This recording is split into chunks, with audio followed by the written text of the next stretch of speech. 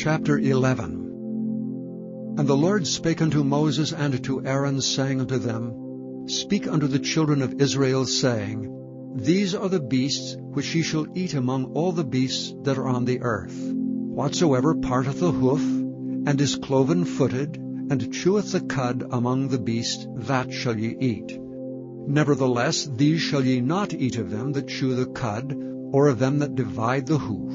As the camel, because he cheweth the cud, but divideth not the hoof, he is unclean unto you. And the coney, because he cheweth the cud, but divideth not the hoof, he is unclean unto you. And the hare, because he cheweth the cud, but divideth not the hoof, he is unclean unto you. And the swine, though he divide the hoof, and be cloven-footed, yet he cheweth not the cud, he is unclean to you. Of their flesh shall ye not eat, and their carcasses shall ye not touch, they are unclean to you. These shall ye eat of all that are in the waters, whatsoever hath fins and scales in the waters, in the seas and in the rivers, them shall ye eat. And all that have not fins and scales in the seas and in the rivers, and all that move in the waters, and of any living thing which is in the waters, they shall be an abomination unto you. They shall be even an abomination unto you. Ye shall not eat of their flesh, but ye shall have their carcasses in abomination. Whatsoever hath no fins nor scales in the waters, that shall be an abomination unto you. And these are they which ye shall have in abomination among the fowls.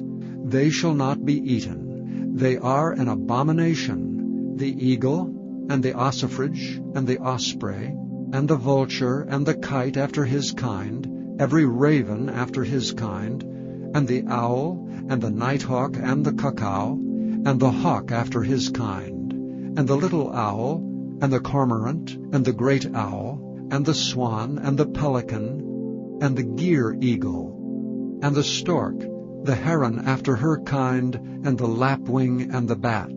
All fowls that creep, going upon all four, shall be an abomination unto you. Yet these may ye eat of, every flying creeping thing that goeth upon all four, which have legs above their feet, to leap withal upon the earth.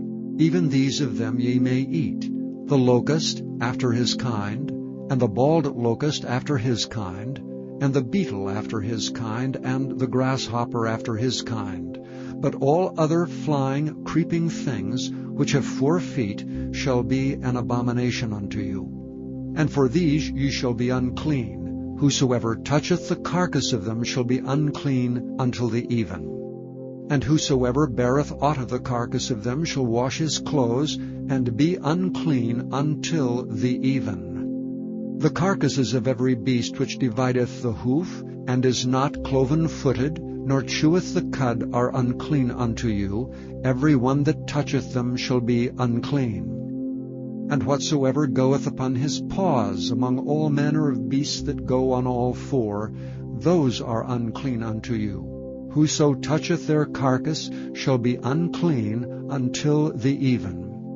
And he that beareth the carcass of them shall wash his clothes, and be unclean until the even. They are unclean unto you. These also shall be unclean unto you among the creeping things that creep upon the earth: the weasel, and the mouse, and the tortoise after his kind, and the ferret, and the chameleon, and the lizard, and the snail, and the mole. These are unclean to you among all that creep. Whosoever doth touch them, when they be dead, shall be unclean until the even. And upon whatsoever any of them, when they are dead, doth fall, it shall be unclean, whether it be any vessel of wood, or raiment, or skin, or sack, whatsoever vessel it be, wherein any work is done, it must be put into water, and it shall be unclean until the even, so it shall be cleansed. And every earthen vessel, whereinto any of them falleth, whatsoever is in it shall be unclean, and ye shall break it. Of all meat which may be eaten, that on which such water cometh shall be unclean, and all drink that may be drunk, and every such vessel shall be unclean. And everything whereupon any part of their carcass falleth shall be unclean, whether it be oven or ranges for pots, they shall be broken down, for they are unclean, and shall be unclean unto you. Nevertheless, a fountain or pit, wherein there is plenty of water, shall be clean, but that which toucheth their carcass shall be unclean. And if any part of their carcass fall upon any sowing seed which is to be sown, it shall be clean. But if any water be put upon the seed, and any part of their carcass fall thereon, it shall be unclean unto you. And if any beast, of which ye may eat, die, he that toucheth the carcass thereof shall be unclean until the even. And he that eateth of the carcass of it shall wash his clothes, and be unclean until the even. He also that beareth the carcass of it shall wash his clothes, and be unclean until the even. And every creeping thing that creepeth upon the earth shall be an abomination, it shall not be eaten.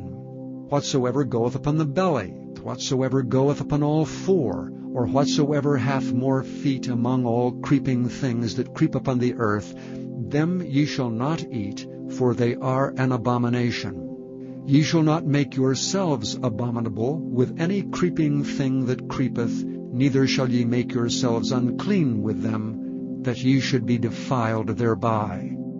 For I am the Lord your God. Ye shall therefore sanctify yourselves, and ye shall be holy, for I am holy. Neither shall ye defile yourselves with any manner of creeping thing that creepeth upon the earth. For I am the Lord that bringeth you up out of the land of Egypt, to be your God. Ye shall therefore be holy, for I am holy. This is the law of the beasts, and of the fowl, and of every living creature that moveth in the waters, and of every creature that creepeth upon the earth, to make a difference between the unclean and the clean, and between the beast that may be eaten, and the beast that may not be eaten. Chapter 12. And the Lord spake unto Moses, saying, Speak unto the children of Israel, saying, If a woman have conceived seed, and born a man-child, then she shall be unclean 7 days. According to the days of the separation of her infirmity shall she be unclean. And in the 8th day the flesh of his foreskin shall be circumcised, and she shall then continue in the blood of her purifying 33 days. She shall touch no hallowed thing, nor come into the sanctuary, until the days of her purifying be fulfilled. But if she bear a maid-child, then she shall be unclean 2 weeks, as in her separation. And she shall continue in the blood of her purifying 66 days. And when the days of her purifying are fulfilled, for a son or for a daughter, she shall bring a lamb of the first year for a burnt offering, and a young pigeon or a turtle dove for a sin offering, unto the door of the tabernacle of the congregation, unto the priest, who shall offer it before the Lord, and make an atonement for her. And she shall be cleansed from the issue of her blood. This is the law for her that hath borne a male or a female. And if she be not able to bring a lamb, then she shall bring 2 turtles, or 2 young pigeons, the one for the burnt offering, and the other for a sin offering. And the priest shall make an atonement for her, and she shall be clean. Chapter 13. And the Lord spake unto Moses and Aaron, saying, When a man shall have in the skin of his flesh a rising, a scab, or a bright spot, and it be in the skin of his flesh like the plague of leprosy, then he shall be brought unto Aaron the priest, or unto one of his sons the priests, and the priest shall look on the plague in the skin of the flesh. And when the hair in the plague is turned white, and the plague in sight be deeper than the skin of his flesh, it is a plague of leprosy, and the priest shall look on him and pronounce him unclean. If the bright spot be white in the skin of his flesh, and in sight be not deeper than the skin, and the hair thereof be not turned white, then the priest shall shut up him that hath the plague 7 days. And the priest shall look on him the 7th day, and behold, if the plague in his sight be at a stay, and the plague spread not in the skin, then the priest shall shut him up 7 days more. And the priest shall look on him again the 7th day, and behold, if the plague be somewhat dark, and the plague spread not in the skin, the priest shall pronounce him clean. It is but a scab, and he shall wash his clothes, and be clean. But if the scab spread much abroad in the skin, after that he hath been seen of the priest for his cleansing, he shall be seen of the priest again. And if the priest see that, behold, the scab spreadeth in the skin, then the priest shall pronounce him unclean. It is a leprosy. When the plague of leprosy is in a man, he shall be brought unto the priest. And the priest shall see him, and behold, if the rising be white in the skin, and it have turned the hair white, and there be quick raw flesh in the rising, it is an old leprosy in the skin of his flesh, and the priest shall pronounce him unclean, and shall not shut him up, for he is unclean. And if a leprosy break out abroad in the skin, and the leprosy cover all the skin of him that hath the plague, from his head even to his foot, wheresoever the priest looketh, then the priest shall consider, and behold, if the leprosy have covered all his flesh, he shall pronounce him clean that hath the plague. It is all turned white, he is clean. But when raw flesh appeareth in him, he shall be unclean, and the priest shall see the raw flesh, and pronounce him to be unclean. For the raw flesh is unclean, it is a leprosy. Or if the raw flesh turn again, and be changed unto white, he shall come unto the priest. And the priest shall see him, and behold, if the plague be turned into white, then the priest shall pronounce him clean that hath the plague. He is clean. The flesh also, in which even in the skin thereof was a boil, and is healed, and in the place of the boil there be a white rising, or a bright spot, white and somewhat reddish, and it be showed to the priest. And if when the priest seeth it, behold, it be in sight lower than the skin, and the hair thereof be turned white, the priest shall pronounce him unclean. It is a plague of leprosy broken out of the boil. But if the priest look on it, and behold, there be no white hairs therein, and if it be not lower than the skin, but be somewhat dark, then the priest shall shut him up 7 days. And if it spread much abroad in the skin, then the priest shall pronounce him unclean. It is a plague. But if the bright spots stay in his place, and spread not, it is a burning boil, and the priest shall pronounce him clean. Or if there be any flesh in the skin, whereof there is a hot burning, and the quick flesh that burneth have a white bright spot, somewhat reddish or white, then the priest shall look upon it.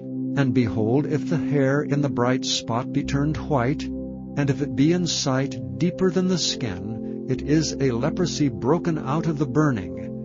Wherefore the priest shall pronounce him unclean. It is the plague of leprosy. But if the priest look on it, and behold, there be no white hair in the bright spot, and it be no lower than the other skin, but be somewhat dark, then the priest shall shut him up 7 days. And the priest shall look upon him the 7th day, and if it be spread much abroad in the skin, then the priest shall pronounce him unclean. It is the plague of leprosy. And if the bright spot stay in his place, and spread not in the skin, but it be somewhat dark, it is a rising of the burning, and the priest shall pronounce him clean, for it is an inflammation of the burning. If a man or woman have a plague upon the head or the beard, then the priest shall see the plague. And behold, if it be in sight deeper than the skin, and there be in it a yellow thin hair, then the priest shall pronounce him unclean. It is a dry scall,